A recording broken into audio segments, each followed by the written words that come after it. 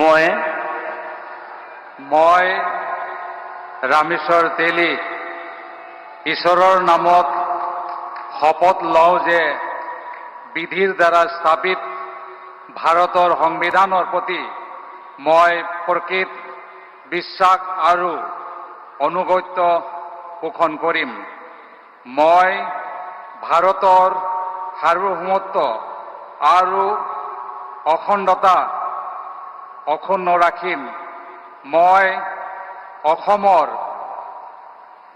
এগৰাকী মন্ত্ৰী হিচাপে মোৰ কৰ্তব্য বিশ্বস্ততাৰে আৰু শুদ্ধ অন্তঃকৰণেৰে সম্পাদন কৰিম আৰু মই ভয় বা পক্ষপাত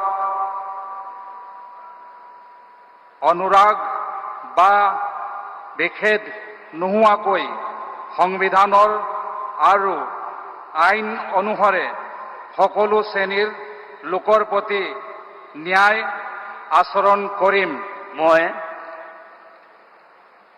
মই ৰামেশ্বৰ তেলী ঈশ্বৰৰ নামত শপত লওঁ যে অসমৰ এগৰাকী মন্ত্ৰী হিচাপে মোৰ কৰ্তব্যৰ যথাযথ সম্পাদনৰ বাবে আৱশ্যক হোৱাৰ বাহিৰে মই এনে বিষয় যি অসমৰ এগৰাকী মন্ত্ৰী হিচাপে মোৰ বিবেচনাৰ বাবে অনা হ'ব বা মোৰ জ্ঞাত হ'ব তেনে বিষয় মই কোনো ব্যক্তি বা ব্যক্তিসমূহৰ ওপৰত প্ৰত্যক্ষ বা পৰোক্ষভাৱে অৱগত বা প্ৰকাশ নকৰিম।